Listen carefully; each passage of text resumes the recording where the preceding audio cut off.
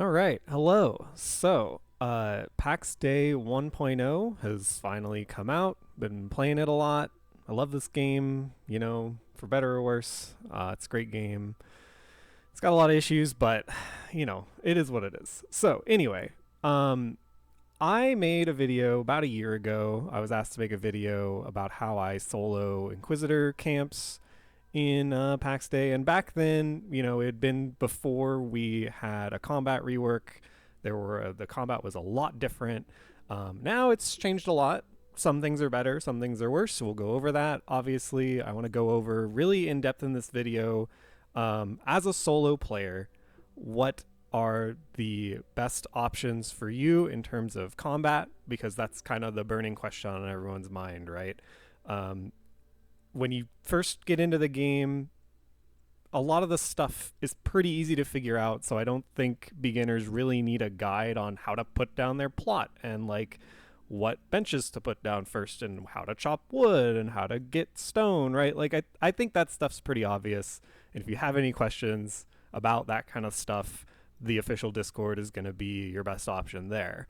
But in terms of what to do for combat, as you get into like the level 2 enemies, level 3 enemies, you start fighting ghosts and cultists and Zebians and stuff like that.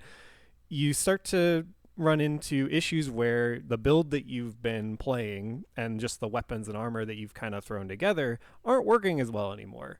And that especially is true when you're thinking about, okay, I want to craft this new piece, or I go into a cave and I see like a boss bear or a wolf or something, and I want to fight that, and then you die, and you're like, okay, wow, that's a huge step up in difficulty. So there do happen to be optimal weapons and armor for those situations. In general, though, when you're looking at level 2, level 1 enemies that you're going to find in, your little Heartlands Valley here, uh, you're going to find that most of this stuff, besides like the wolf camp up here, most of this stuff is extremely easy to fight. You can essentially just grab like any weapon you want. You can go and like just craft. I would recommend, obviously, the Bronze Battle Axe just for general starting out usage, really good. But you can basically craft any of these attuned bronze weapons pretty early on, and they'll do pretty much anything you need. It's when you start looking at like the actual camps on the map, these like Inquisitor camps up here, where there's a bunch of enemies kind of packed together, and there's named enemies, which we'll go over in a bit. When you start looking at those, when you start looking at these like ghost camps down here, stuff like that, Zebian camps down here, these are really difficult. That's when you start to have issues, and your slap together build is not going to work against level 3 enemies and level 4 enemies like it worked against level 1 and level 2 enemies, where you can literally just go in and face tank something, and then your chest piece is going to have the heal that you need to kind of get through the rest of the encounter, right? A lot of these starter pieces have like this one. This is like the first piece of bronze gear that you pretty much make. This is like the level 0 requirement breastplate that has a heal and a spirit heal on it. That is gonna get you pretty far, but when you start running into camps and the camps have multiple enemies in packs charging you all at once, you're gonna need to figure out a way to deal with that. And that's kind of where a lot of people start. They get on the Discord, or they're in your clan, and they're asking, how do I do all this? This seems like really punishing, even just for like a starter area. Luckily, the game gives you the tools to deal with all that stuff. If you're looking in your tailoring table, you'll see, just as a basic example, there's so much stuff in here that they've added that you can craft now. Whereas before, if you've seen my older video, or if you're here for the first time, and you're not familiar with how weapons and armor used to work before, in order to get a piece of armor with an ability on it, like even something basic like this that's like out of combat, you just regen health. Even to get something like that, you had to craft basic bitch gear with nothing on it and go fight named mobs and figure out how to do the combat encounter just to get a special item to drop. Those special items are still in the game. You know, you get these cracked lockets, which are basic. You get rosaries, stuff like that off of inquisitors, sigils, stuff like that. That you then, when you pick these up, you unlock special gear that's not in the like armor workbench, right? Like, so basic stuff like this would be an example of like white armor, has kind of basic stats but also requires basic resources, right? Then you're going to have kind of green gear, which requires a little bit more advanced stuff. This is essentially you just have to wander around in the plains and until you find this resource, and bronze, right? So it's essentially the same. This also just takes bronze, but this takes a little bit better of a resource. And then if you're comparing them, right, you're looking at 100 item power, 86 physical defense. This is going to have twice the item power, basically, and a significant amount more defenses, more health, stuff like that. So you do want to craft these attuned bronze things as soon as possible. That is going to be your like starter gear, right? Now, we'll go over some things that are a little bit more specific, because you're kind of looking like, when you start out the game, you kind of rush through. You're like, okay, I got to get my benches down. So you put down your basic weapon, your basic armor, you put down your log workbench, you start gathering resources. You put down you're not going to put this forge down at first. You're going to put down a more basic forge that essentially does the same thing. This one's just a little better. It gives you access to the higher tier of resources. You'll figure all that stuff out. The crafting, the gathering, all that stuff, very intuitive, pretty easy to figure out. If you have any questions about that, look at the official Discord, look at there's like wikis. You could literally just Google Pax Dei wiki. There's a plethora of information out there about where to find things, what you need for different crafts, all that stuff. Pretty much all. The wonderful thing about this game is the community really wants to help each other. So a lot of that stuff on those wikis is all user submitted. If you're looking at like your map and you're like, okay, well, where do I find iron? Right? Like, I don't know. Where's iron going to be? You can go on the wiki, and there's an interactive map that's going to show you all of where that stuff is. You can just search up the resource that you need, and it'll give you a map of this entire map and where all the iron nodes are. And that is pretty much all user submitted. Like, that's pretty cool. So anyway, looking at like when you first start out in the game, basic gear that you want to craft. I already did say one, that is going to be like, and to preface this, I would say you want to have heavy armor, first of all, in every slot that you can. There's going to be reasons that I'm going to go over eventually why you can't have heavy armor in some slots, but in general, chess piece, as you're a solo player, this is all solo relevant content.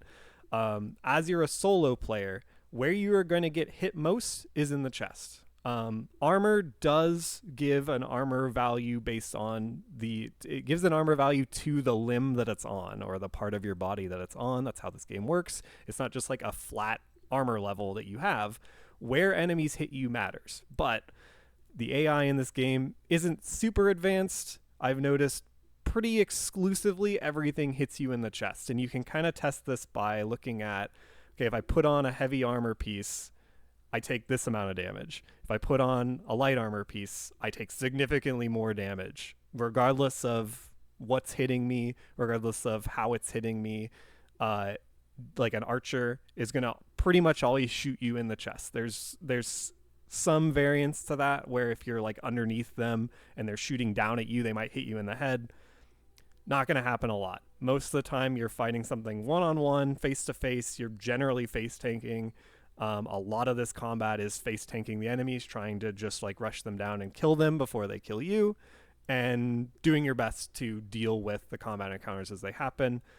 They're pretty much always going to be hitting you in the chest. This is why the chest piece is the most important thing. And for a solo player, if you don't have a healer on you, if you don't have other people drawing aggro for you, you are just all on your own. You're going to be tanking a lot of physical damage to the chest, right? So if you look at this Pilgrim's chest piece, This takes like 6 armor smithing. Um, you pretty much unlock it immediately. Takes like a little bit of bronze and a fairly easy to find resource. Plantego's not super rare. So you want to craft that.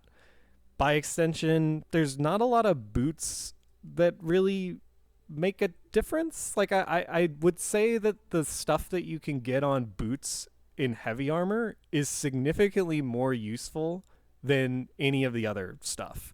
So let's just kind of go over that a little bit. Chest piece, we know, you kind of want to just focus on making a heavy chest piece, upgrading it, as much as you can. This is like an armor, an iron level attuned chest piece. So this is kind of what we'll get into eventually, where the combat, it becomes important because you're trying to upgrade stuff and get better gear. You're going to have to farm stuff like this and extracts and stuff like that drops off of mobs. So you want to have a viable way as a solo player to farm those mobs effectively without spending a ton of resources, without healing a lot. You want to have the way that works for you to farm the most mobs possible with the least amount of downtime. It's very important. So chest piece, stick with heavy armor. We can kind of go over this a bit just as to why I say that. If you look at like your super basic cloth piece, this has so much less physical defense. You basically don't get any benefit out of this either. In terms of the rest of these stats, you literally don't get anything out of this. The only thing you get out of making a light armor piece is eventually some of them have some better. Let me see if I actually find. There's also a lot of like RP stuff in this that you don't want to make. There are eventually better like chest pieces in this. You can get a heal. So as a healer, you want this for extra healing. This is a pretty good effect if you're kind of playing more of a frontline caster. I feel like this will have a bit more use. As of right now, pretty much all of this is useless. The only one that's like remotely good is this like AoE heal. I would say if you are like playing co-op in a group constantly, you're gonna probably be making stuff like this. But for a solo, most of the chess pieces in here are useless. By extension, leatherworking, pretty much also useless. Unfortunately, the chess pieces in leatherworking are only good if you are playing with a group. Frenzy is really good. It's very strong. You can make this pretty early on. You can get Divine Fervor pretty early on. You don't even really need anything special for it. But it is like, these stats are also so bad. You only get like 10 more physical defense than a light armor piece. The damage modifier isn't even that good. All this CC resistance, all that stuff, that barely ever comes into play with the mobs that we're fighting through like the mid game, right? So like the first 100, 200 hours of playing the game as a solo player, none of these stats are going to come into play at all. This kind of stuff is only useful in group play. So not to say that you don't want to grind leatherworking, because you will have to do that, because there are useful things in here. But for chess pieces specifically, avoid making leather chess pieces, avoid making light chess pieces, focus on making heavy chess pieces. In general, as a solo player, your focus is going to be on going around, gathering resources, setting up, your kilns. You're going to want to have kilns to make a ton of charcoal. You're going to need a ton of charcoal, and you're going to need a ton of bronze and iron. So much. So early on as a solo player, figuring out where those nodes are, figuring out where copper, tin, and iron are.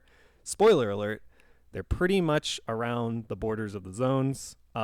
These brown areas are going to have a lot of iron. I go down in here a lot and farm this area. This has a ton of iron. Impure iron is what you're going to be looking for that kind of stuff. You're going to need a lot of impure iron. You're going to need a lot of charcoal. So set this up right away. Focus on getting charcoal, getting iron going, and and kind of build off of that, right? So what do the other pieces look like? It's as far as your armor goes, because we've covered the chest piece. We've pretty much gone over the reasons why you want to only exclusively use a heavy chest piece as a solo player. Let's look at the other pieces. So if you look at my pieces that I have right now, I have, let's just go over the headpiece real quick. So I have a headpiece is a pretty basic iron headpiece that gives spirit. As a melee player, if you're playing melee, if you decide to use a melee weapon, which I would say most of them are pretty good for solo, your weapon skills use a lot of spirit. Specifically, the two-handed axe and two-handed sword weapon skills eat your spirit bar. This is like your mana, your spirit that you use to cast skills. The way that you play melee in this game is you spam skills, because your basic weapon attack doesn't do a lot of damage. It's useful for just like filler as you're waiting for your cooldowns to come off cooldown, but in general, you are going to be spamming your skills as much as possible. So first thing you probably want to make is a spirit helm, because you can use this in combat. You can be spamming abilities. You can step back from the encounter that you're in and replenish your spirit. It's like instant. So like if I'm just like, you know, fighting something, blah, blah, blah, I use my spirit, I get my spirit back immediately. That's like that's a good third of my spirit. So that's pretty good, pretty useful. The other options, which we'll kind of go over, are going to go into more specific things there, and we'll go over this again a little bit, but revocation, also extremely important. This is a medium skill, so it's on medium helms, which is leather armor. And it's not particularly expensive. The thing with Revoke is that you need level 10 in medium helm skill. You can see kind of this like this right value here is the value that you need. This left value is the value that you have. So you need to have 10 in your medium helm skill to use this piece. But Revoke is extremely useful for some enemies that buff themselves. They give themselves like a healing buff. Some enemies will give themselves a damage buff. Sometimes they'll give themselves a defense up buff. All that stuff can make or break the combat encounter, especially the healing buff. And we'll go over that eventually here when I show some combat. But the Revoke gets rid of that. It gets rid of all that. And enemies also have a cooldown on the abilities that they use, and you'll notice that pretty early on when you're fighting something. Some of these specifically the Inquisitor enemies, like to heal themselves. They like to buff themselves. That's kind of their shtick. And so when an Inquisitor heals itself and then you revoke the buff off of it, it can't cast that buff again for like a good minute. Like the cooldowns are pretty similar to the cooldowns that the players have. So in that way, they've sort of balanced the combat to where you're not revoking the buff off and then it immediately just gets to heal itself again. And you're sitting there with your, you're sitting there like, oh, well, that was useless, right? That's stupid. So the reason why I would use a revoke piece over a spirit piece is if you're not melee, because if you are playing the build that I recommend with a staff, like a healing staff here or this healing staff here, you don't have an interrupt. You don't have another way to deal with buffs going on to enemies. So you have to have a way to take the buffs off of enemies. So we'll go over that again in terms of what I recommend for people. But in general, I would say the first helmet you probably want to make is just going to be a spirit piece, right? And in general, that's going to kind of go along with the weapon that you take. Most people are probably going to make a two-handed weapon because it does the most damage, and shields aren't useless, but they've lost a lot of their utility since the last video that I made. So I would say in terms of that, going melee at the start, probably the most useful. We'll go over some actual specific melee builds here in a bit, but in general, I would say go melee at the start, pick a spear, pick a two-handed axe, pick a two-handed sword, whatever. Just go to town on like the basic enemies that you find around, figure out how your weapon works, use the abilities, figure out what they do, and having this helmet will help you learn those abilities, because you won't feel like, oh, I have to sit there and not use my abilities. You will be able to spam your abilities, use them, replenish your spirit in combat, keep fighting. It's going to help you out a lot. So focus on making this first. So we've gone over helmet here. We've gone over chest piece. Let's go over legs. You'll see here, I have Mesmerize. Mesmerize is still really busted. It's not as busted as it was, but it is still extremely powerful. However, you can't use Mesmerize until you're level 10 in light pants. So we'll have to go over what you want to use in your pants slot until then. There's not a lot of options. In terms of pants, I would actually say heavy armor pants aren't that good. Like, let's look at some of the examples here. The first thing you're probably going to make is a stamina regen one. But unfortunately, if you're making it in heavy armor, you're not training the correct piece of armor to get Mesmerize eventually. And the reason why Mesmerize is so useful is that as you're going into those camps on the map, as you're going into these like harder camps on the map here that have groups of enemies, like I said earlier, they're going to have a grouping where it's going to be hard to focus on one thing at a time, right? They're going to have 2, sometimes 3 enemies at once fighting you. Once you pull one of them, they're all going to rush you down. They're going to be doing different things. They're going to be buffing each other. They're going to be casting magic at you, stuff like that. So good PID, good like looking at the enemies, realizing what they do, and using Mesmerize to CC one of them is going to really help you out learning those encounters, dealing with those encounters, clearing the camps, stuff like that.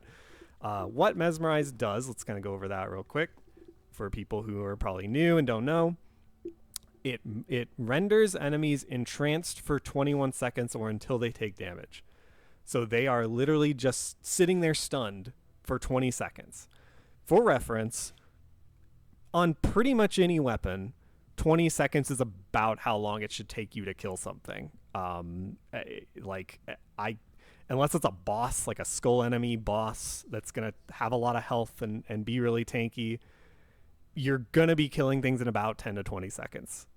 So this is perfectly balanced to essentially allow you to CC one thing, kill the other thing, and then kill the next enemy, right? So this is probably what I would say most solo players should focus on. There's kind of an argument for using some other things.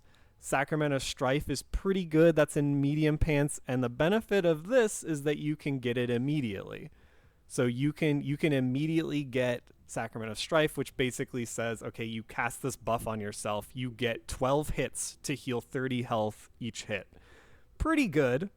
But I'm going to show you why it's not necessary. On a lot of things, it is kind of good to have. Like if you're using two-handed axe, it's really good to have. If you're using two-handed sword, it's really good to have. But two-handed spear, it's not as good to have. And this is a big reason why I think two-handed spear is the best melee weapon. And then the only other option is healing staff. So we'll go over that eventually. But I would say that in terms of pants, don't bother with heavy pants if you're solo. None of the benefits that you get here, stamina regen's nice. None of the benefits that you get here, Sanctified Stand is like, it's okay. It allows you to tank better, but it's not going to allow you to survive encounters with multiple enemies. Because it's only 12 instances of damage, and if you're getting hit by 3 things at once, that's just instantly gone. So you need a way to control the encounter more so than just sitting there face tanking everything that comes at you, right? So this is not as useful. A lot of this stuff is in here for people who play in a group. And suffice it to say, the game is not focused on solo play. There are things in the game you won't be able to solo. However, you can get hundreds of hours of enjoyment out of this game if it is something that you like, and if you play it for a little bit, you're like, wow, I really like this. you can get hundreds of hours out of solo play. There are so many things on the map to fight, so many different places to go. This like wilderness area, these enemies are really hard and also really rewarding. And there's just so much. Like, you don't even have to go into, like, this is like a example of like a dungeon that a group would go into, and yes, they would get more resources doing that. Cost opportunity really says, if you're with a group that's good, that's probably worth your time. As a solo, not even close to worth your time. You can't really solo these anymore. Like, you can't really solo these dungeons anymore. They kind of took out whatever gave you the ability to kind of bug your way through it and solo things. Those enemies do a lot of damage. They're more focused on having a group, and that's okay. It's good that there's group content, but you don't need a group to play this game. You will absolutely be grinding a lot more without a group. That's without a shadow of a doubt. That's it. It's not even a question. You will just be grinding so much. Since 1.0 came out, I've put in about 100 hours on this character. Yes, I am part of a clan, but I don't really do anything with my clan. They've basically, I've told them, I pretty much play solo. I'll go out and gather whatever resources you need, but I play by myself. I like to do things by myself and experience the game that way. And they're like, okay, awesome, cool. If we need help, we'll let you know. That's great.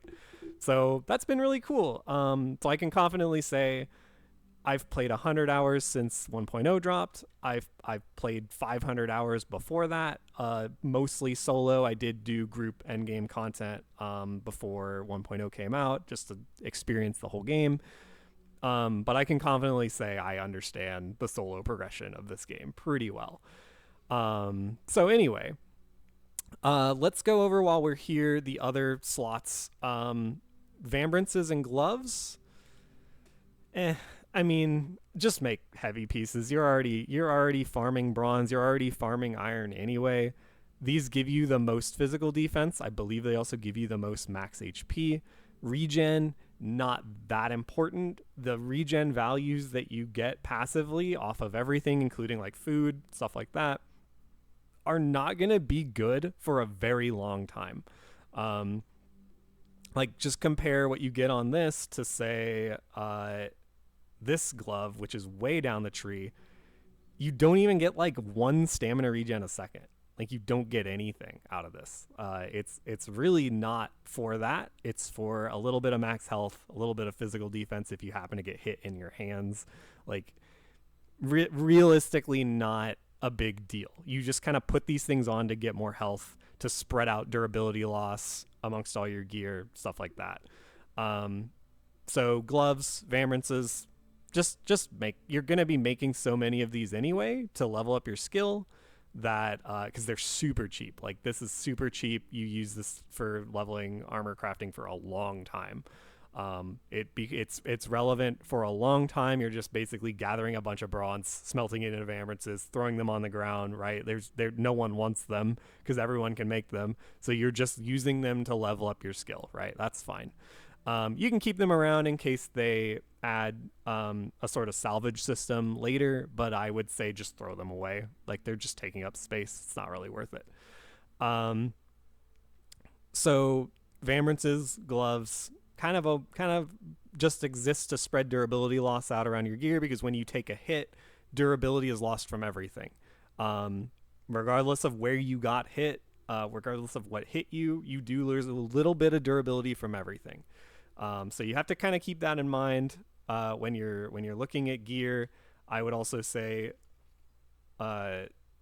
heavy armor has the most durability, or it should. You can't see that stat in game, but if you look at the wiki, if you look at some of the data mine stuff there, it does have the most durability. So it is useful to have because it again helps you with durability loss. So that pretty much just make vambrances, make gloves. Don't really worry about the rest of the stuff. None of the glove and wrist pieces yet have any skills on them, so you're not missing out on anything. Like, you can see here, this doesn't have a skill on it either. These gloves don't have a skill on them either. Look at how like bad these stats are. It's just not worth it. It's just not worth making those. So we've gone over helmet, we've gone over chest, we've gone over gloves, vambrances, boots. are pretty much exclusively gonna be heavy armor because there's just no difference. You might as well just make these because you're gonna need to make them eventually to level up your skill. Because you are making a heavy chest piece, you're pretty much locked into a heavy chest piece by being a solo player, because that's again going to mitigate so much damage. Then you're kind of looking at, okay, well, what do shoes give you? Shoes give either a movement speed buff or they give you some sort of defensive buff, pretty much exclusively. I don't really think there's anything in light gear that changes that. In fact, these are also just like useless. There's so many like useless pieces in here. This is the movement speed buff, and I want to say this is also a movement speed buff. The movement speed buff. I don't think you ever get anything else in here. Yeah, I think it's all just movement speed buffs. And I'm pretty sure the same is to be said about tailoring. So the only thing you should be focusing on here, again, you're already gathering these resources, you're already making stuff in here, you might as well just make heavy boots. Why not, right? It's the same thing. It gives you a little bit more health. Why not make them? So boots covered. We've pretty much covered armor. Let's go over it again. For helmets, you're going to probably want to start with this Pilgrim's helmet to get spirit regen. Later on, if you decide to go into a healing staff, you're going to want to have revoke, very important. But in general, if you're a melee player, you're going to want that spirit regen. Chest piece, you make a bronze chest piece, wherever it is, whatever, this, the attuned one, also like, yeah, this one. You can make this pretty much, not that one. Where is it? I think it's this one. Yeah, the green one. Make this as soon as you can. This is going to carry you a really long time. Make that for your chest piece. Boots or legs.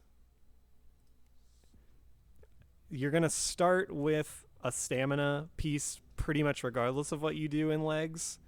If you want to go into mesmerize, I absolutely recommend it as a solo player, but you can't make it immediately and you can't use it immediately, so you're going to have a stamina piece.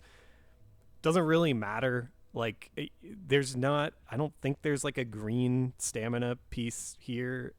So until you get to mesmerize, which is fairly high level, you probably unlock it around like level 8 tailoring, something like that, and then you have to actually gather up. It's just coarse leather stuff, really not that hard to make.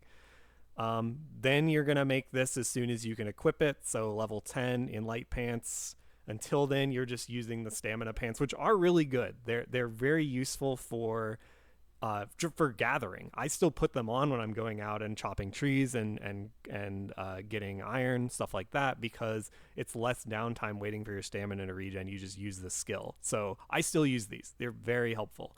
But when I'm going out and doing combat, I put on mesmerize. So you basically use this until you get to level 10, then you make the mesmerize ones, and then you're good, right? Shoes we went over just now, but we'll go over it again. Basically just use the movement speed shoes. It's going to help you get to where you need to go as soon as possible. Just make these level 0 heavy boots. Just take a dandelion. Those are just out in a meadow somewhere. You'll find them eventually. And some bronze. You'll probably end up making a lot of these, whatever. Not a huge deal. Now, let's go into weapon decisions. Because we've gone over armor, let's go into what weapons you want. So, the first thing I'm going to recommend, because it's the first thing you're going to make, is a spear. This is a spear you can make pretty much immediately. It's just an attuned bronze two-handed spear. The first thing you're probably going to end up making is a pointy stick. Just a hand spear, because you can just craft that in your inventory, and then you're pretty much immediately going to be able to make a attuned bronze spear.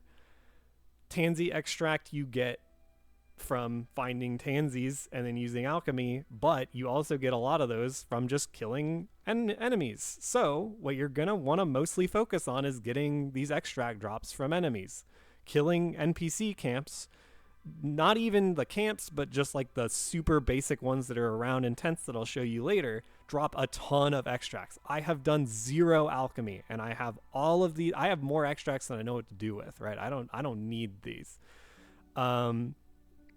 So you're gonna want to go around with your basic spear and kill enemies until you get the extracts that you need, which will be pretty quick. You'll get the extracts pretty quick, and then you'll make your attuned bronze spear, and the attuned bronze hand spear is going to help you out a lot. So we'll kind of go over what the skills on it do and why I think you should use this over everything else. So let's go find an enemy real quick.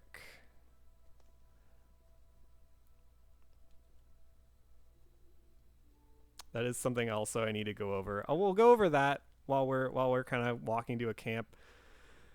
If you've watched my first video, you'll know that bows used to be really good. Even without like a skill, bows used to be how I farmed camps mostly. I would essentially just pull out my bow. I would pull things with my bow one by one, whittle them down over time, run away and kite them, and you could pretty much kill everything with just a bow, right? Very useful. Now, bows don't have a skill. They don't do nearly as much damage, and when you weapon swap, this is kind of a big deal, right? If I had a bow on and I went to switch to like my spear or my staff, now you have this 20-second cooldown, right? That's insane. And it resets every time you swap, right? So now if you're trying to pull something with a bow and swap to a weapon, it's useless. You might as well just not use a bow in general, right? It's pointless. So let's kind of go over. I'm gonna show you why I think spear is really good, and then we'll go over another weapon. But this is like, I don't even like really need to show. It's like you attack the thing with your skill, and then you can just back off. And this mitigates so much damage, right? Because the second skill, your R skill on your spear, is a root. So you root the enemy in place, and then you can just back up and go forward and attack, and back up and go forward and attack, and back up and go forward and attack. And it's already off cooldown, right? So I just fought that guy. I can pull this guy. I can do the exact same thing. So you kind of walk around. You try to make sure he doesn't shoot you in the face. You root him. You might get hit, not a huge amount of damage, because again, you're wearing heavy armor. Doesn't even really matter if you get hit, because you're still like, you're able to just block, back up, hit him, block, back up, hit him, and kill him. Very easy. You've barely taken any damage, right? I can heal up using my chest piece if I want, whatever. Now, this is why I think spear is so good, because you can run spear and mesmerize and just have like a really good kit. These conduit guys, this guy's gonna freaking shoot me in the face like an idiot. These conduit guys are the first enemy that you'll see that buffs themselves, right? So he's buffing himself, he's gonna try to heal. You can just CC him out of it with your F skill. That pulls him and interrupts him and roots him. The funny thing about that is, it doesn't show you, it doesn't say that it interrupts, but it does. So when I was first starting, I didn't use spear for the longest time because I was like, oh, it doesn't have an interrupt. I'm going to have to run like a really bad balance of stats on that. I don't really want to use a spear, right? But then I was just like, on a whim, I was like, okay, well, let's try it out and we'll just see. Ended up being like I think it's the best melee weapon because you just have so much, you have so many different things, right, that you can do. So let's look at this camp. This is going to have like a shield guy, and it's going to have a bow guy, right? So if I walk up and I'm not careful about how I pull, it's probably going to pull both of them, but this is why Mesmerize is so good. I can mez this guy, and then he's not going to pull with the shield guy. And then I can just fight the shield guy. And shield guys are pretty easy. They're just tanky. But they only attack like once. So, not a huge deal. Easy. Now, this guy is still mezzed up here. for 4 seconds. So you can see where I said, the 20 seconds is enough, because it is.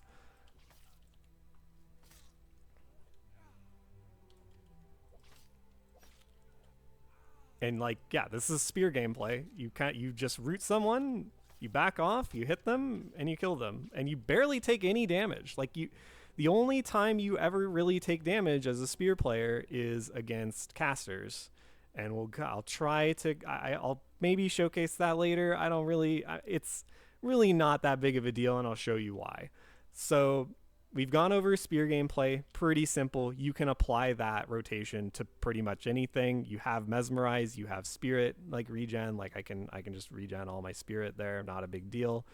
I'd say spear, two-handed spear is the best option for a solo player if you want to play melee. Now, let's go over what I think the second best option is. I think the second best option is to use a staff. Kind of ironically, but they added staffs a little bit before 1.0, I think, and they are really strong, and I'll show you why.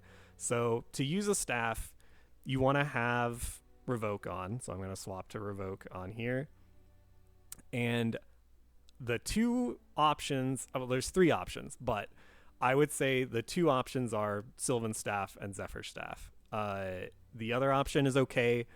You'll kind of see they level separately. So you have Sylvan staves, you have Cleric staves, they have separate levels, and that determines the amount of like damage that they do and the amount of healing that you get off them. I like the Sylvan staff, but it comes with a pretty big caveat, and I'll show you why. Let's go back to my house here, and I'll show you kind of why that is the case. Using staffs sort of reminds me of how I used to play before 1.0, where it's very ranged focus. You could control what you're pulling. You have a lot of control over each encounter that you're at, but you also have the added benefit of being able to heal in combat. So this is why I recommend staffs for everything that isn't like a straight up boss fight. Boss fights are a little bit of a more difficult beast, as they should be. I think that they shouldn't really be easy to solo, and they should be for kind of more of experienced players to go through. But I will try to showcase one of the boss fights that I found that's kind of a lower level wolf boss that you can fight, and how spear makes that encounter a lot easier than everything else. But let's go over staffs. So to make a staff, you make an alchemy table. Alchemy table, not super expensive. You don't really have access to it immediately. You have to go into your log bench here and make alchemy instruments. This unlocks it. So while you're out mining, you'll get a bunch of sand. You turn that sand into glass, get some copper, get some bronze bars, make your alchemy instruments. It's pretty easy to make. Most of the benches, the basic benches that you get, are super easy to make, and what that unlocks for you is the alchemy bench and these distillers. Potions are kind of in a weird spot, and we'll kind of go over what's in here, but potions are kind of in a weird spot where they're not really worth making. They're kind of not balanced well. The main thing that you want your alchemy bench for is to make these staffs. So Zephyr staff, we'll look at this here. There's also the divine staff. The Zephyr staff and the divine staff are pretty straightforward. They have heals. Detonation of life is kind of nice. It's a really big heal. Zephyr staff also has like a channeled heal, so it's more of like a co-op focused staff. I would say probably make either the Zephyr staff or the divine staff at first, because the Sylvan staff is what you want. The Sylvan staff is insanely overpowered compared to the rest of them, but B-Balm is a little bit of a rare resource. You can look for it on the wiki, but it hasn't really been reported on a lot because it is a very rare thing to find. I believe that I found mine in like a meadow area, kind of like one of these sort of like paler green meadow areas. I'm pretty sure, because this is where my house was originally when I first started. I made my house kind of here-ish, and I was walking around in here and I was like, oh, what's that resource? It ended up being the resource I needed to craft the staff. So we'll kind of go over that. I would say to start with, just make a Zephyr Staff or a Divine Staff. I'll just use the Zephyr Staff as an example, but then I'll show you kind of why the Sylvan Staff is so much better. But okay, so let's look at the Zephyr Staff. How you use the staff is you put it on, you click, and it fires this projectile. This projectile does, after resistances, it does about 25, 28 damage, whatever. But the benefit of it, especially with the Sylvan Staff, but also with these staffs, is that, again, you can heal yourself, right? So very useful, because staff solo gameplay, because you're not at the back of a group healing people, you're up front having to fight everything. Staff gameplay essentially revolves around you pull the thing with your mouse one attack and you sit there healing yourself until it's dead, right? So you're kind of weaving like your heal. This is like a pretty good heal. The splash heal is pretty good. You're kind of weaving your heal with doing damage. So it's pretty active, but you're also literally just like standing still tanking things. Which is why I think staffs are secondary to spears, because spear just has everything and staffs can't do enough damage to kill bosses, but they can literally do everything else. So for general gameplay, I like to use my staff, and then when I feel like I want to go fight a boss, I will pretty much just go do that with a spear instead. And there's obviously like bears count as like boss enemies. So, oh god, I have to mez this guy. Hold on. This is going to be a little rough. Okay. So now we'll kind of just look at this. I've taken a lot of damage, but I can just heal myself. And I can heal myself on like a pretty good cooldown. Oops, I keep messing it up. And like you can't really die. This staff uses a bit more spirit than the Sylvan Staff, which is why eventually I do recommend the Sylvan Staff. But it's pretty good. Like, you just heal yourself, and now I can just sit here and heal myself, and this guy can't even kill me.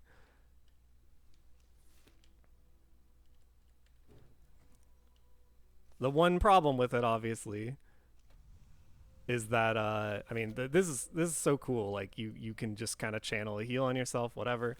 The one problem with it, obviously, is that you don't have an interrupt, so you're kind of at the mercy of that. But looking at this staff, like, this encounter has been kind of rough for me.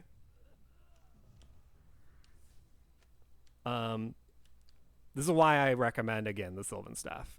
It is just better.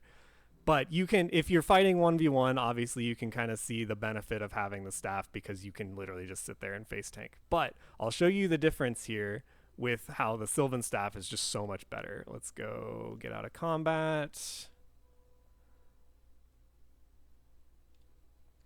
And I'm just going to heal up here real quick.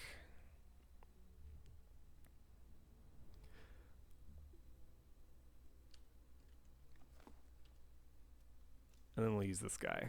So this thing is insane. That combat encounter that I kind of struggled with because I ran out of spirit and I was kind of struggling there. The Sylvan Staff makes this like trivial. Let me get back up here and we'll show it off.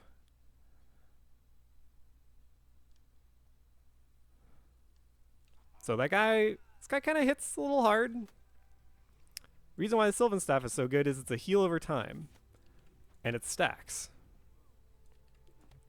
So now that I have 3 stacks, the damage that he's doing to me is like pretty trivial. And because you're healing over time, and because your heal over time is so powerful, you just sit here and face tank this guy.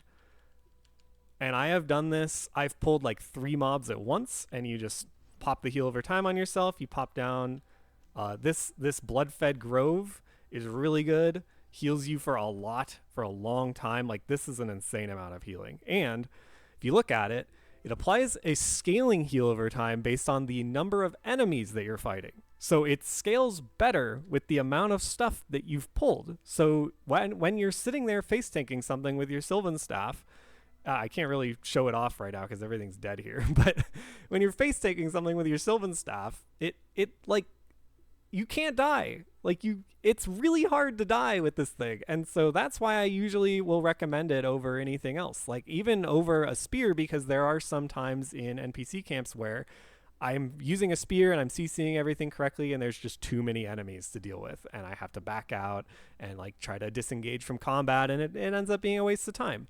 But the Sylvan staff gets rid of all of that. So it is just extremely good.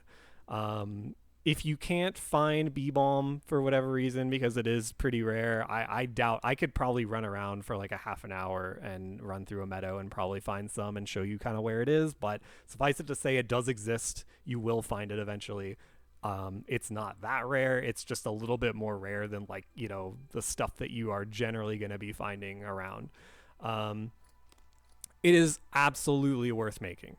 This thing is a beast. I would say the Sylvan staff is probably going to be meta for group combat. It's absolutely meta for solo for pretty much everything, like I said, except for bosses. It is like a beast. So the other options that you have besides the Sylvan staff and the spear are going to be the two-handed axe and the two-handed sword. And then we'll kind of go over how shields kind of work and what I would recommend for shields, because it is sort of a different build. So let's go over two-handed axe first. You can see I've used this one quite a bit. I do really like the great axe. I think it's awesome. I just think it kind of falls short because, again, it doesn't have a stun. It doesn't have a CC. It doesn't really have a way to mitigate how the damage is coming in. It is just raw power. But it is a lot of raw power. So we can put this thing on. Looks really cool. I like it a lot. It's really good for farming like goats and boars and that sort of stuff. So you may just want to have one around just when you're going out and farming boars, because boars spawn in packs of like 2 and 3. There will be goats that you have to farm as well for wool eventually, which are located in some very interesting spots. Goats are pretty much only in very specific areas. Goats that we have are only here on this map. They pretty much don't exist anywhere else. They just exist in this one region. So you are going to need that eventually to level your leatherworking, and or I think it's tailoring. It's either tailoring or leatherwork. It's probably tailoring. You are eventually going to need that, and you're going to have to figure out using the interactive map online where those are, because they're extremely rare. But suffice it to say, the two-handed axe is really useful for farming animals. And the reason why, I'm not going to bother to run down to the camp. You can just take my word for it. You have like an arcing swing like this. And then your Q is like an armor break, which is kind of nice. It's a little bit useful, but it's not the best.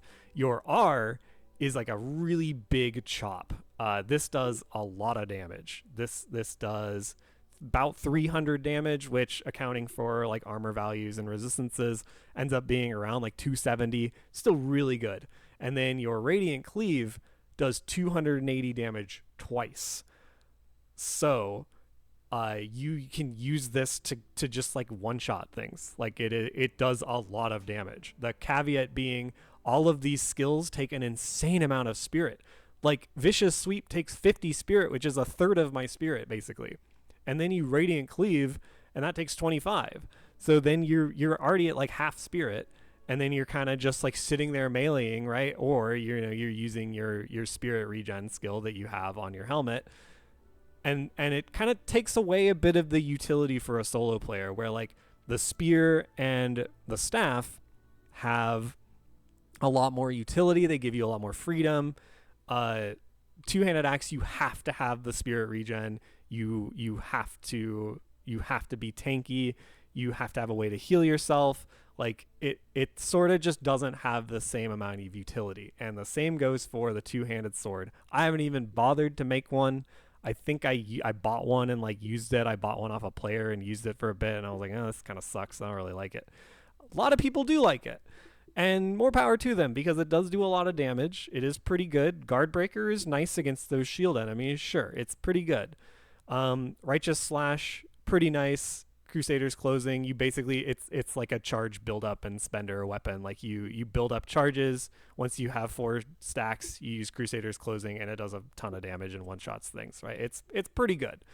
But again, it falls into the trap that great axes fall into, where you don't have a lot of that utility. You don't have a CC. You don't really have a lot of things that spear brings to the table. So you're better off just using a spear. Spears do not the same amount of damage. They do a little bit less damage, but they make up for it in the fact that you can root things, you can CC them, you can stun them. Like, you just have a lot more utility. It frees up slots in your gear to run different things, stuff like that. So let's go over one-handed weapons.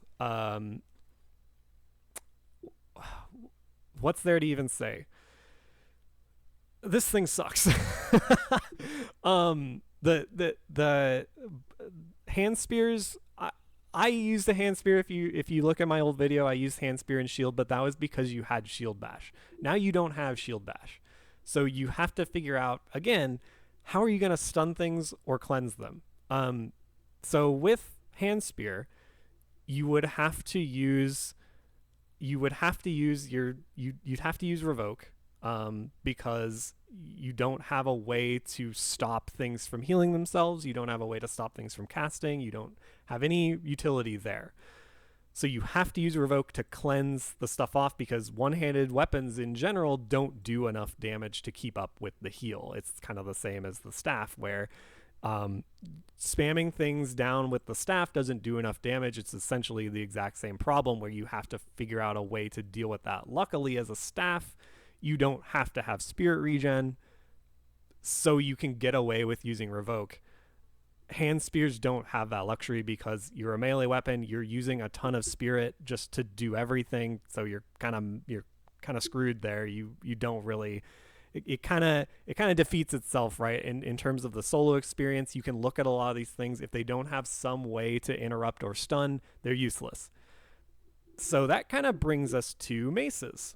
Maces do have a stun. So 2-second stun, by extension, obviously that does interrupt things. However, they do like no damage. they like, it's the one-handed problem of just not doing any damage. Maces exist to generate threat in this game. If you are playing in a group, you are using a mace if you're a tank. And the amount of stress that you would want to put on your healer is essentially if you're using a one-handed or a two-handed. The two-handed mace, Great Maul, it's pretty good. But it doesn't have, as far as I know, it doesn't have a stun. I haven't played with Tempest Command, so I don't know if this pull chain interrupts. If we're talking about it in terms of how spear works, it might, and then it could be a good option. I confess that I didn't try it out, so this is another one to just try out and see if you like it more. I will say, when I used overhead slam, I didn't like it. And like you kind of, if this does CC, I could see this being viable, but these other two abilities aren't quite as good. So try it out, see if you like it. If this CCs, it's good. If not, don't use it. It's just, you have to have a CC or a cleanse in order to play solo. That's just, I need to hammer that home for people. It's very important. Swords are the only exception, I would say, to solo play with a shield being bad, because this jolting kick is OP. It's so good. If you're fighting a caster, this interrupt is good, and then they get silenced. So they are sitting there not able to cast their spell and not able to throw fireballs at you. So casters specifically get screwed by this. Righteous Strike, again, like the one-handed sword, this is a builder spender weapon, so you build up stacks and then you spend them, and this just does a lot of damage. It's just really good. So having this silence and interrupt makes this viable, and you will see a lot of solo players running around with shield and broadsword because it is just really good, really reliable. I don't use it because I prefer other things. I don't really like sword and board, but it is really good. That, by extension, if you are going to use sword and board, you don't need revoke, so that's good. you are going to want Warcry. This roar is also overpowered. This is again why a lot of people play Sword and Board. However, you can only use this at level 10 heavy helm, so you can't use it to begin with. So as a beginner player just getting your feet under you, you aren't going to want to use Sword and Board because blocking hits drains your stamina. This makes up for that. So once you get this unlocked, you can kind of transition into a Sword and Board playstyle, be blocking more. Essentially what this roar does is you pull a group of enemies or you pull a single enemy, you roar at them, and then every time you are blocking or doing anything, your stamina is constantly regenning, and it is a significant enough amount of regen to where you can just block everything that attacks you and not ever run out of stamina until this skill is again on cooldown and the time runs out, and then you kind of are hoping to God that your block doesn't get broken and you don't get killed, right? But until then, it is really good, and it's from what I've heard, I haven't used it, but from what I've heard, it's on a low enough cooldown that it's pretty useful. I've seen people swear by this build, so it is really good. I could kind of show it off, but it's very straightforward. Like you put on, you can make a bronze sword from. So I played this a little bit. You can use bronze sword. You can use shield. You can put this on. You're good to go. And then you kind of just use whatever else you want. You can put mesmerize on. You can put on whatever heavy chest piece you want. You can put on whatever heavy shoes you want. Everything else, you're good. But you have to have this helmet if you're going sword and board. So keep that in mind. Very, very useful. That's pretty much everything that I can think of in terms of what a beginner player would go for. So let's go over it again, just so that we have, a nice little timestamp to go by. What do I recommend new players do? First of all, make a pilgrim's helmet that gives you spirit back. Make a two-handed spear. This is going to carry you through a lot of the game to where you can get a lot of resources underneath you to try out different things. Once you have the resources for it, I personally recommend you either stay with spear or go with a Sylvan staff. I like the Sylvan staff just for general gameplay. I feel very confident running into a camp with it, clearing everything, not having any issues with healing. It's overpowered. It's insane. The only other option I would recommend is sword shield with the roar cap. Basically just make a sword, make a shield. These are very cheap to make. Once you can make it and use it, make this Helm of Warcry. This is also pretty. It took me a little bit to make it, but you can make it. It's not that hard to make. You don't have to farm anything special to make it, to get it. So use that. If you like the sword and board playstyle, it is also very safe. The only problem that I have with that is that you have to block everything because you don't have any way to regen your health short of using the I think it's a medium. Yeah. Holy Strikes. So this you get right off the bat. I would also recommend this for a sword and board. I would say whatever heavy chest piece you want. Use the helmet that gives roar. Use the breaches of Holy Strikes. Sword, shield, interrupt everything, block everything. You're pretty safe. That is a very safe build as well.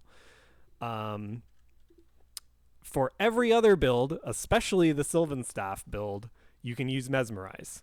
Mesmerize is going to carry you through a lot of encounters. I'm going to include some footage later after I'm done yapping about the builds, just to kind of showcase how I run through with a Sylvan Staff and why I think it's so powerful. And then I'm going to try to get footage of a boss fight with a wolf to show you why Spear is so powerful. And then you can kind of make your own judgments from there. A lot of people, like I said, are going to recommend Sword and Board. Maybe I'll showcase it. Maybe I won't if I feel like it. We'll see. But that's pretty much all for the overview of what you want to do. Feel free to go through the video, look at different things that I said. I'm going to showcase a couple builds here in a second. And thank you very much for listening to me yap. I really appreciate it. And I'll be back with some gameplay. Alrighty, so we're here at a camp. I'm going to showcase the Sylvan Staff kind of build that I do. This is my general solo gameplay that I just love it. I think it's great for everything. So hopefully no one comes around and starts farming this with me. If they do, I'm going to have to record another video, but no big deal. So you kind of want to first look and just see kind of what's going on here. So we've got a ranged guy here. We're just going to try to solo pull this ranged guy to start with. And then like I don't even have any like food buffs on or anything. Oh, it doesn't. I've farmed these so many times with this thing, it doesn't even matter. So you literally just sit here and pull him back so he doesn't aggro anything else, and then you just out heal the damage that he does to you. Pretty straightforward. And yeah, it doesn't do a lot. You're kind of just sitting here. It's a little boring. You're kind of just sitting here plinking away at stuff, but it is reliable and super effective. So now we've got, I know for a fact, I think this is a shield guy or an archer, and I know that is a healer, a conduit.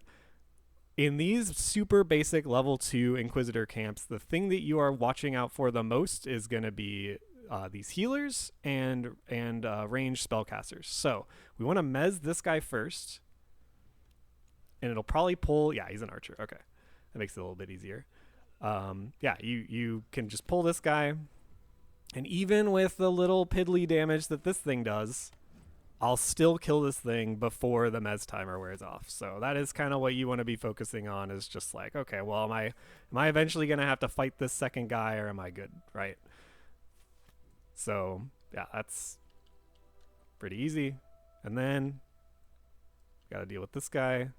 So I'll pull him. He's going to run up and melee me, but like, one, these guys don't do a lot of damage, and two, I don't really, whatever, I don't really care. So we'll show off how I have to cleanse the effect. Now he's healed himself. Now I just cleanse it, and he won't cast it again until he's dead. Like it goes on cooldown. So yeah, pretty straightforward. Again, this is, like I said, this is how you get a lot of these extracts that you're going to need. You need them to make some of the healing staff, so I wouldn't recommend necessarily starting with a healing staff, but I definitely recommend transitioning into it once you have a bit of resources saved up. Like, you know, okay. So now we've got a catalyst. These are spellcasters. Sylvan staff makes these incredibly trivial to fight. You can just stand in this dot. They've drastically nerfed this dot with the combat rework. It basically doesn't do anything now. It hurts a lot if you don't have a way to heal yourself. But for now, with this setup, it's super easy. Not even a problem. So you'll notice, I mean, it's kind of, you know, I kind of know what to expect in here. There might be a name mob, there might not be. They didn't really change that too much from the early access before 1.0. The name mobs do spawn everywhere in these camps, but they don't drop the same things because they reworked all the armor as well. So armor skills are different, all that stuff is different.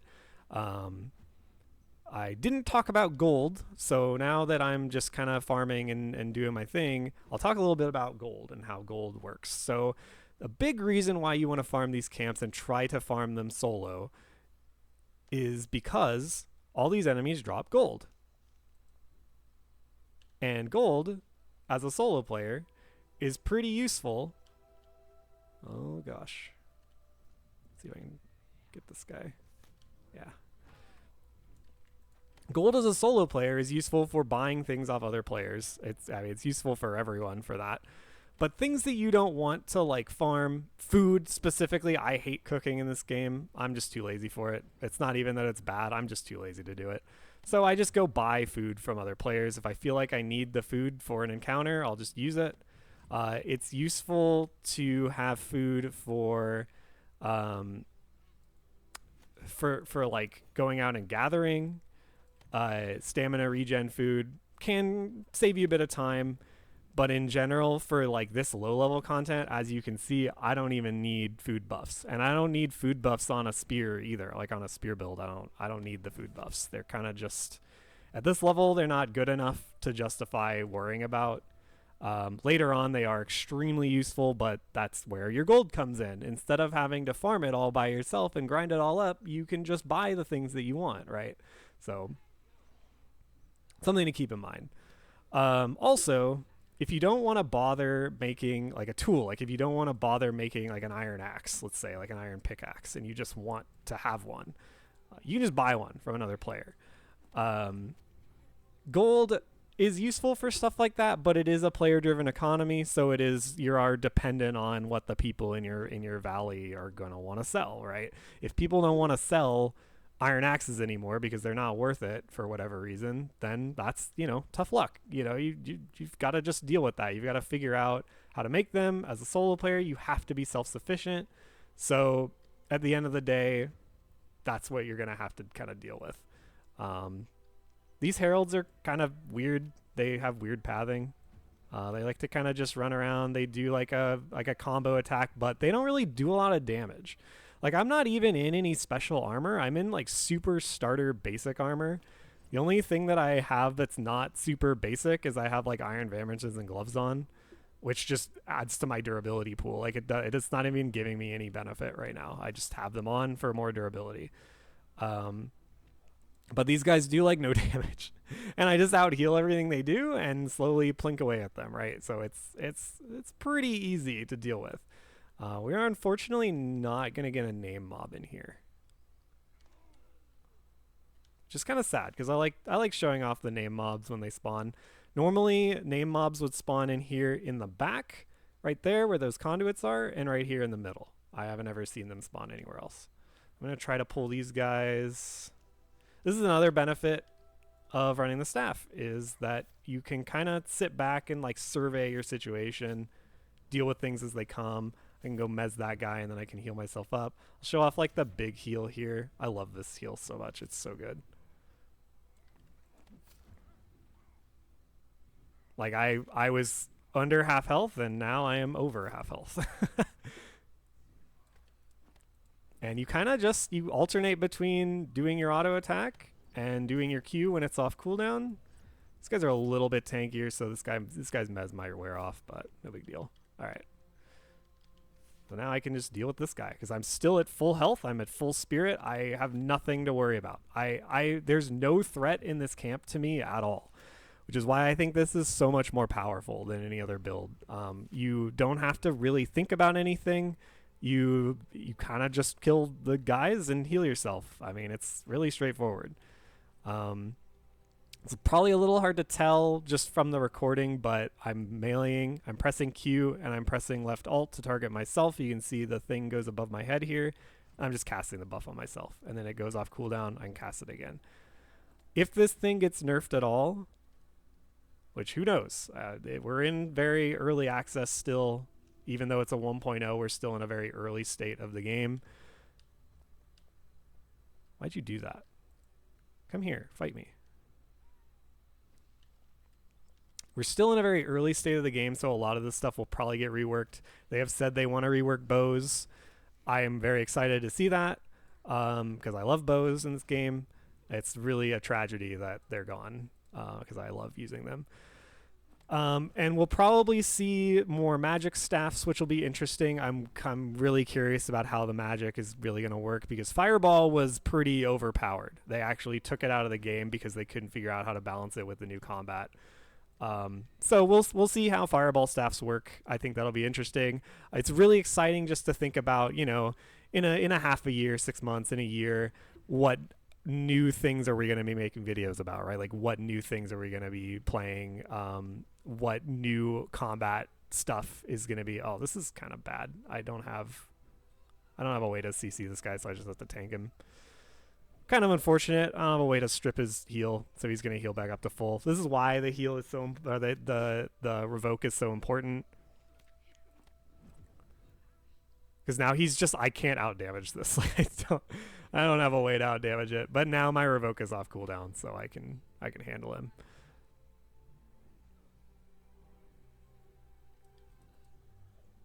Yeah, now he can't heal himself, so now he's dead.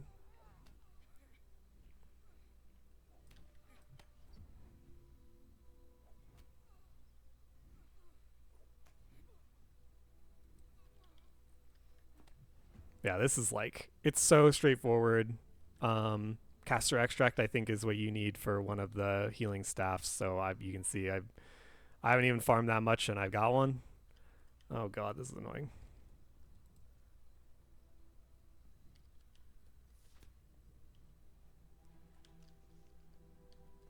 These guys are all pulling here. It's kind of annoying to deal with. My mesmerize might wear off here. We'll see.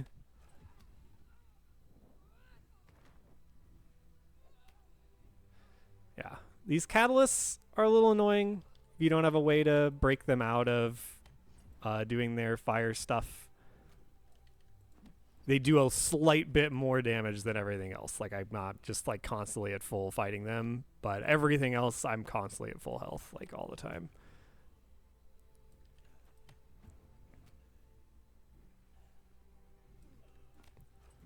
And like you can like watch my mana bar. This is another reason why it's so good to just use the Sylvan staff, because like I'm just constantly at full resources. Like I don't really have to think about anything or do anything. Are these other guys gonna come? I don't think so. Okay, so it's just me and this Herald. They cast like a buff on themselves. Oh, uh-oh. Which is kind of annoying.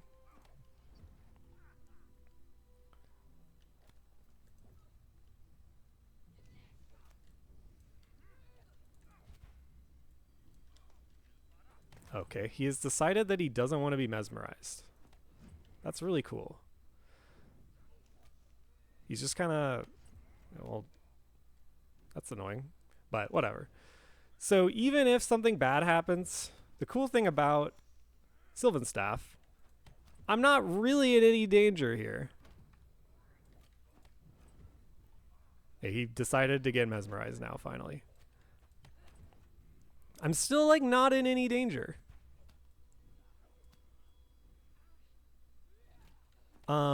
Where like normally that would be something where I'd have to run out, I'd have to reset. With like pretty much any other weapon, I don't really have a way to deal with that happening to me.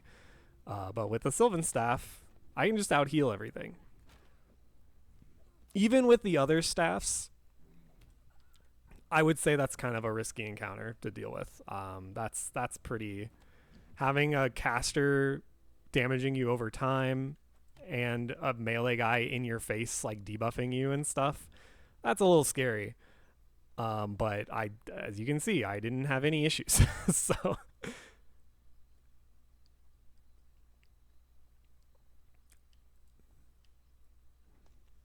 let's fight this conduit.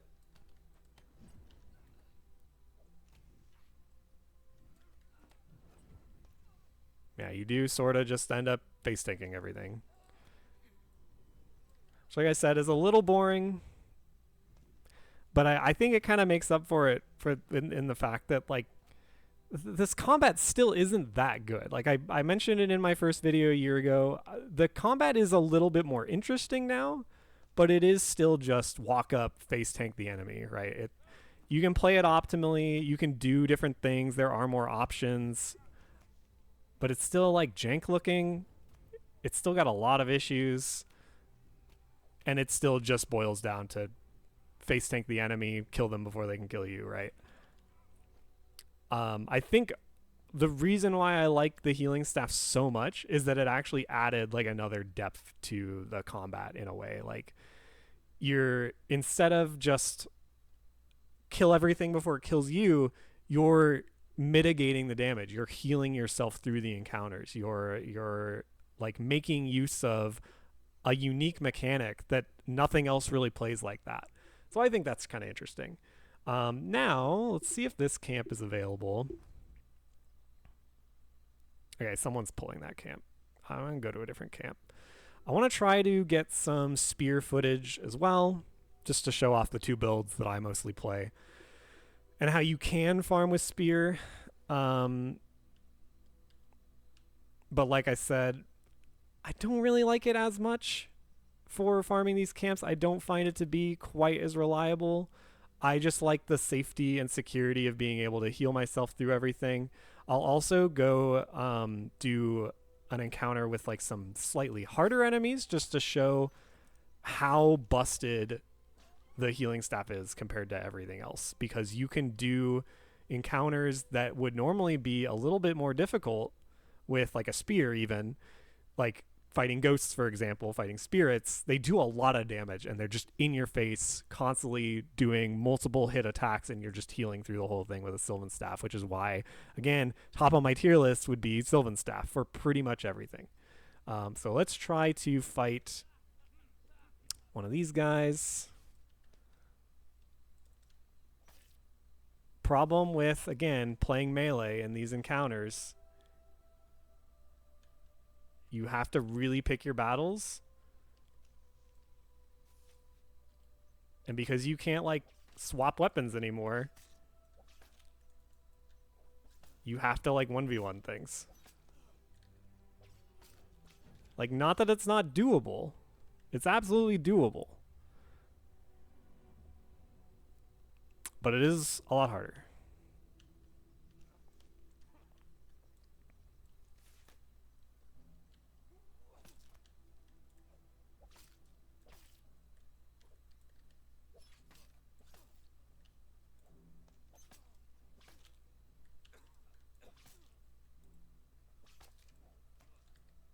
Yeah, I mean, this is kind of what you do.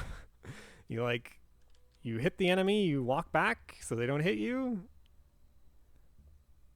You try to mitigate damage that way. And spear is really the only thing that can do that.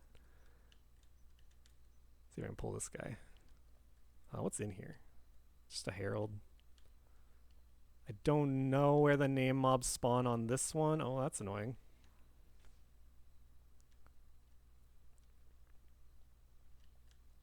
But the kind of cool thing about spear is that because you're mitigating so much damage,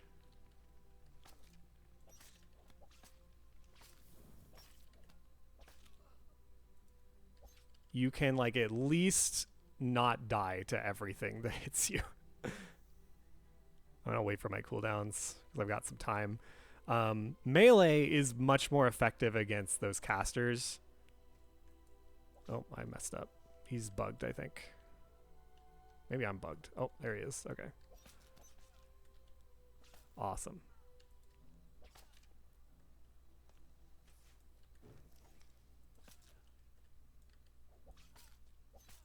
Cool thing about spear also is your spirit costs are kind of low.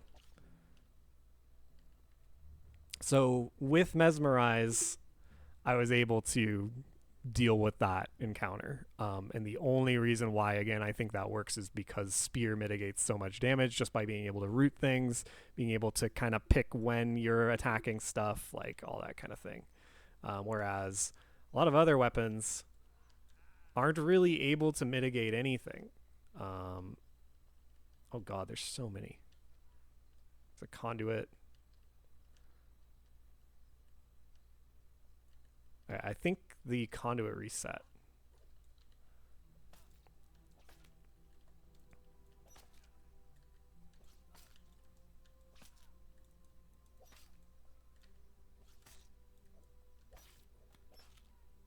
I can, like, interrupt him. Oh, yikes. That's kind of yikes. All right.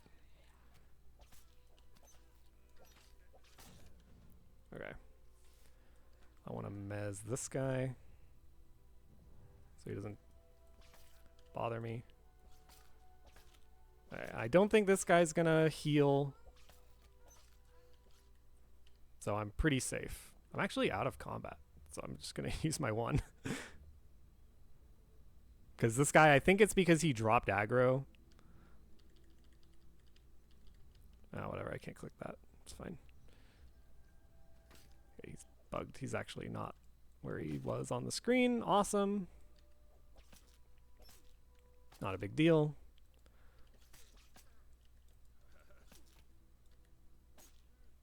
He's got a little bit of a defense buff, but it's not a huge deal.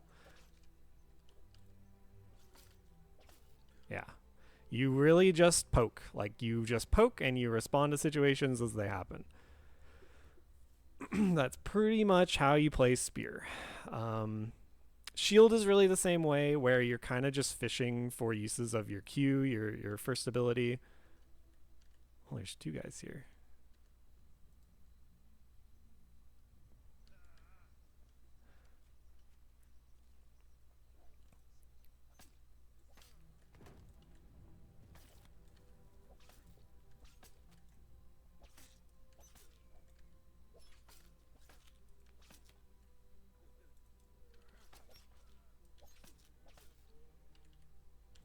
Okay, now I gotta deal with this assessor over here.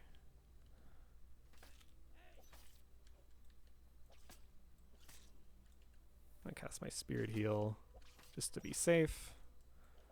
You kind of, as a melee, you sort of just want to use your Spirit Heal on cooldown. I just am not really like used to using it because Spear like doesn't really have a lot of mana costs. This is a little bit yikes. I don't like that.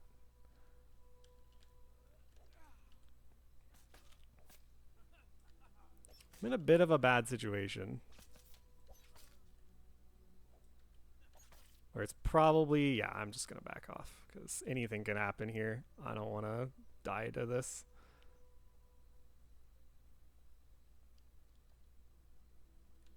And they'll generally just reset after a little while and then you can heal yourself.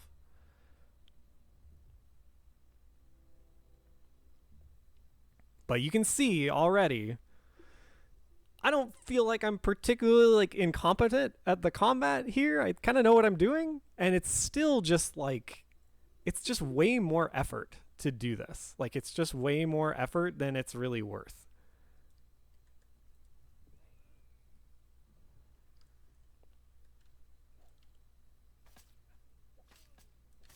This guy's gonna take forever to kill because he's got that defensive buff on him. But I want to save, I want to try to save my Revoke for when the Conduit is attacking me.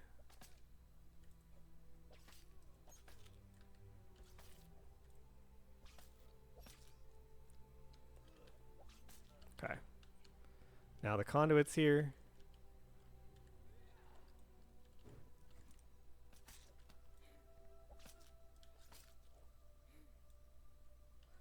I want to be able to like see what's happening over here. I don't think he's gonna do it actually. Cool. Awesome.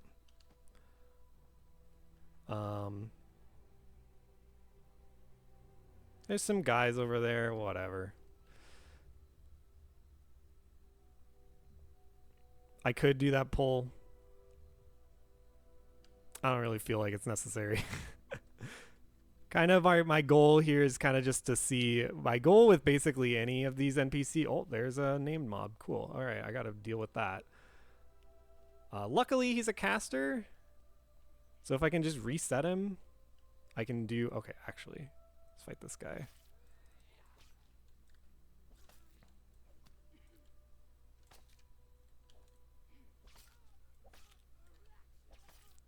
I'll probably just kill him, yeah.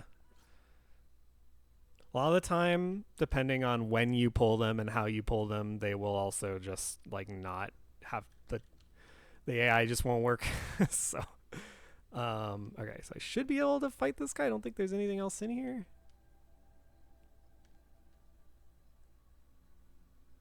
Yeah, I want to try to pull him without pulling anything else.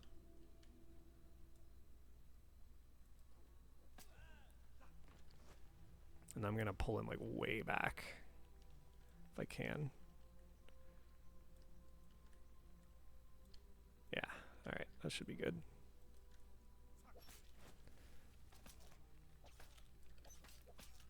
So this is kind of like,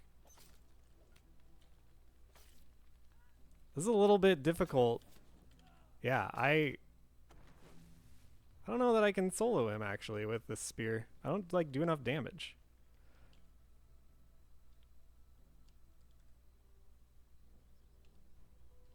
So what you can do in this instance, because I know I can solo him with heals, like that's not a problem.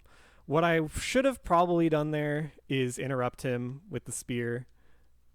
So I will give it another shot because I think you can just like interrupt his cast with the hook with the F, and that should help. But they are just like so much more tanky, so you kind of have to just be able to mitigate the damage that they're doing to you. I'll wait for my health to come back.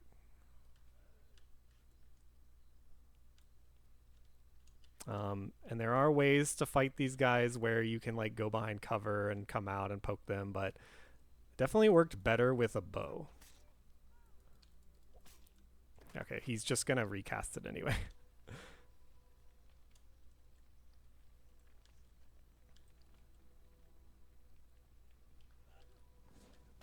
So you can fight them how we used to fight them, which is don't stand in their stuff and just kind of whittle them down. Obviously, this requires a lot more patience. But now I can like fight him outside of that at least. I think I broke his AI. Okay. Okay, there we go. Yeah, so with those guys, I would say you probably want to get behind cover, try to lead them out on their own, do stuff like that. But it is obviously, as I just showed, it is doable. Like you can significantly do enough damage, especially with the spear because the abilities cost so much less than everything else. You can do enough damage with most weapons to kill those guys solo on your own and not die. I've soloed them with two-handed axe and it worked just fine. Problem I have with two-handed axe obviously in doing these camps is that like you're kind of screwed if you get jumped by multiple things. Kind of the same with spear where you're sort of having to handle the aggro before you get aggro, right? You're trying to approach every encounter and kind of deal with it before it becomes a problem, versus like with the staff, you don't really have to deal with anything. You dealing with stuff is healing through it. It's kind of cool. I kind of like that. This next pull is a little bit annoying. Let's see if I can just pull one guy. Yeah, okay.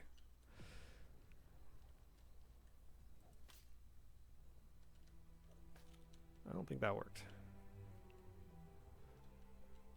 I'm just gonna reset them. Yeah, it's a weird thing that when they changed kind of how all the mobs work and how the aggro works and the combat rework in general. Now instead of like the leash range being like they stop, they turn around and they de-aggro, sometimes they just disappear. And I don't really know why that happens. But, you know, it's a thing. It's a thing that happens. Whatever.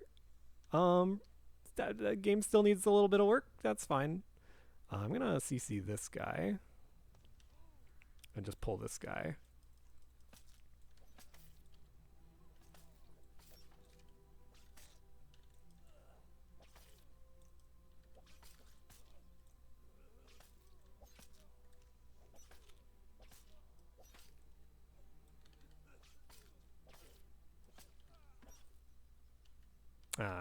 Whatever. Pick up a locket. It's fine. I'm gonna need those eventually, so. That's kind of the way you want to sort of focus on your loot as well. You want to pick up pretty much everything. Everything is useful in some way. I don't think that guy's gonna aggro. That's good.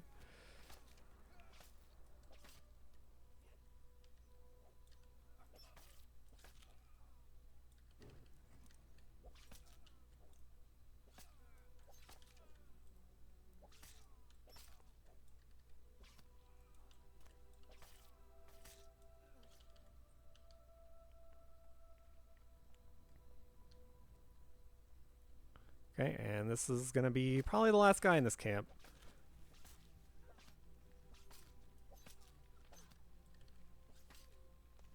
Yeah, pretty easy. Don't try to use your one while this red buff is on the bottom of your screen, the red burning debuff, because it'll just cancel it. So you want to wait till it's gone, and then you can heal yourself. Pretty important because you don't want to be wasting your cooldowns, obviously. But yeah, that is that camp with a spear. I did the camp with the Sylvan staff. I'm going to try to get some footage of a boss fight with the spear just to kind of show that off. Just to prove basically that it is doable, because I've done it. I know it's doable. It's just, it's a lot of trial and error. It's a pretty difficult encounter.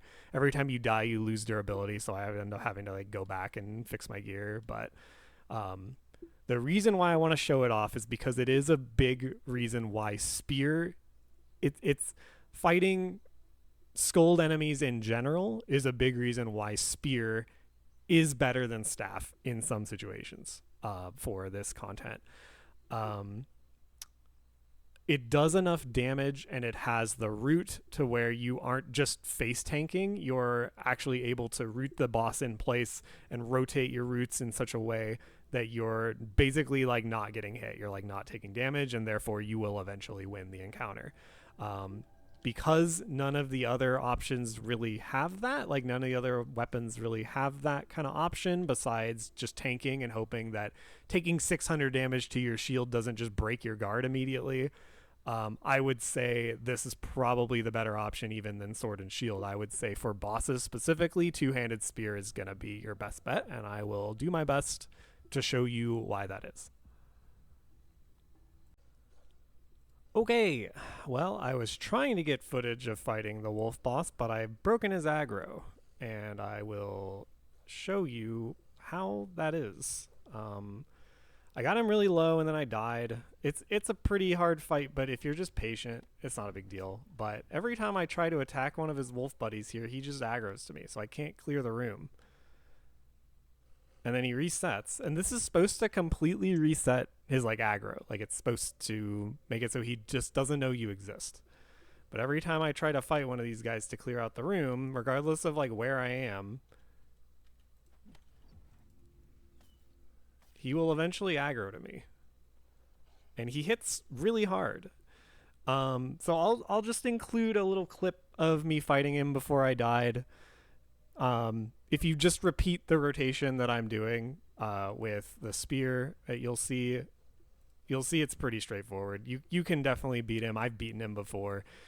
You want to, first of all, start off by approaching this guy from behind so that he doesn't do a leap attack at you, and then it's kind of just getting your rotation correct to keep him rooted and trying not to attack into any of his attacks while doing the most damage that you can.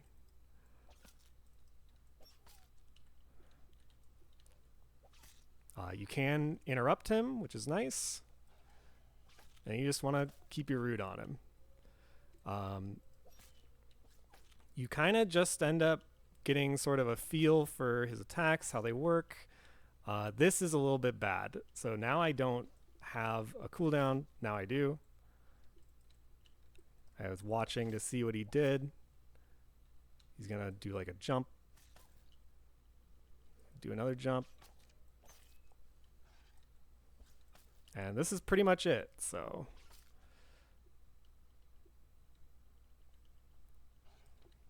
You want to be like walking around with your guard up. Yeah, because stuff like that will happen. I also need to heal my spirit.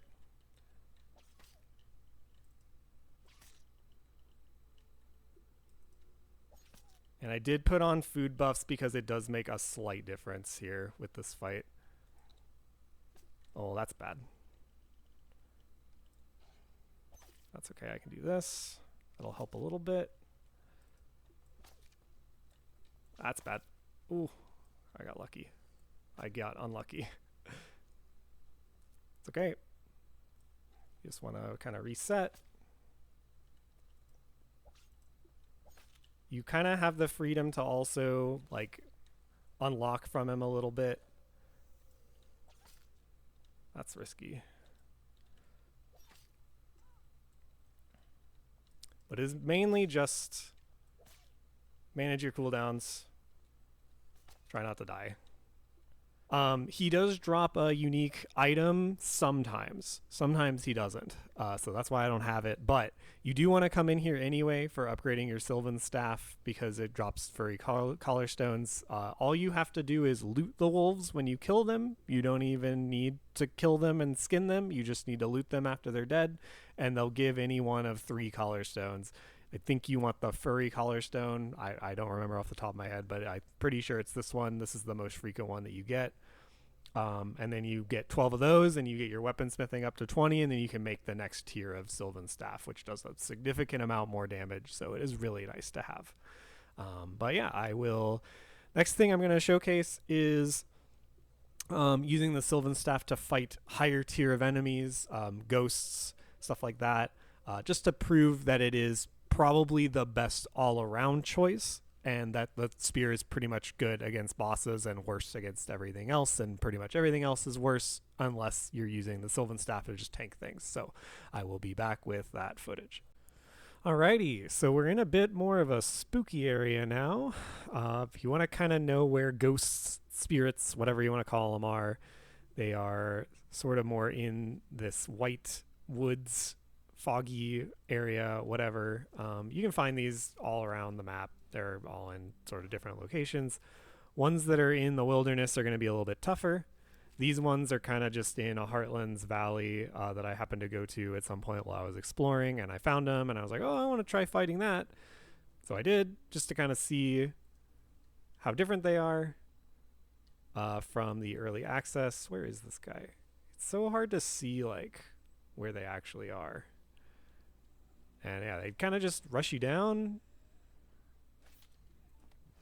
and just start swinging. They do more damage. They absolutely do, like, way more damage than other enemies.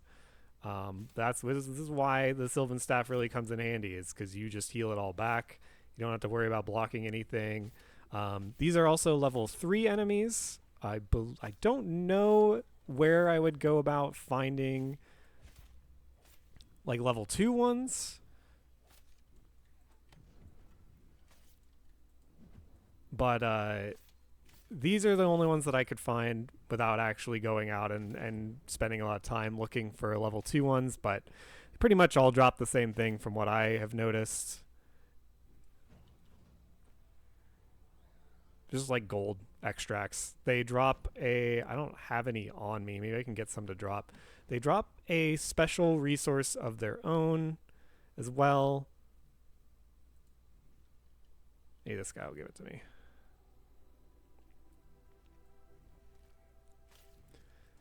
And I would show off a full camp of them, but I haven't bothered to do one since the combat rework.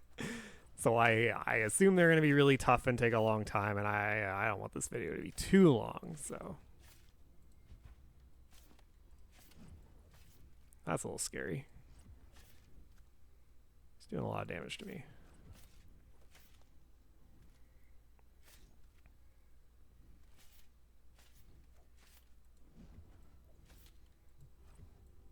Yeah, but you kind of just, you attack when you can, and you heal, and kind of back off a little bit, because their AI is a little bit weird in terms of if you're too far away, they'll kind of just try to face you instead of attacking you. So you can sort of get away with some manipulation shenanigans there.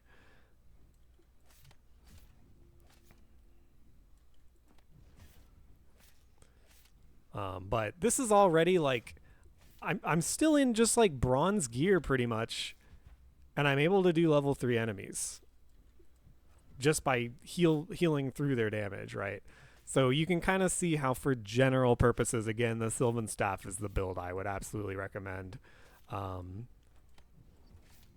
Could probably do these with better gear and just a melee weapon, but in terms of like just a reliable build, yeah, see, there we go.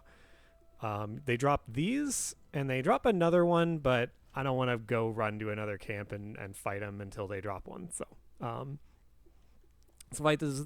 They do drop this kind of stuff, and you can go on the wiki and figure out, you know, if you're trying to make a recipe that requires something specific, and it looks sort of like these, it looks like a crystal, it probably drops off of the ghost enemies, because that is just sort of how the game works. So that's pretty much all I wanted to show off, I think. I don't know.